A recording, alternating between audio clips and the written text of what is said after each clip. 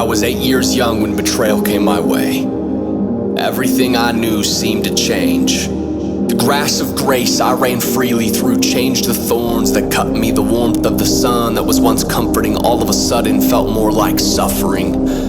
Safety slithered into sorrow. Security shifted into shame. As I watched porn for the very first time, I knew my mind would never be the same. Sabotaged by what I trusted the most, and that led me to betray and sabotage the ones who were close. Women became objects, and friends turned to prey. Time seemed to slip away as I grew day by day. I grew so much, but I hate to say that I grew the wrong way.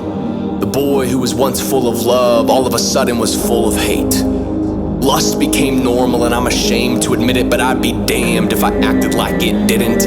I grew from 8 to 9, from 9 to 10, and my shadow of shame grew up with me. Then by 12, I shadowed my shadow. By 13, I'd been buried for almost a year. I was so hungry for intimacy, but relationships were shallow. All it fed me was my insecurities. It controlled me and told me I was unworthy. It would neglect me until I would beg for its attention. It demeaned me until I was swimming in depression.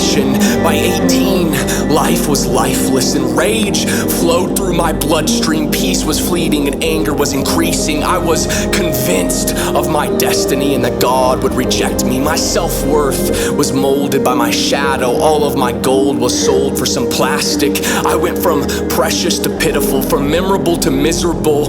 Guilt continued to grow until sin became my comfort zone. I was uncontrollably spiraling down a staircase of insanity. I was quenching the spirit and constantly failing. I know some of you will betray me and some will sabotage. I just pray to God that I can accept others when they can't accept me, because I would hate to see others grow to be what I grew to be. My plea will simply be mercy. I beg for just a drop of grace because God knows that I'm thirsty.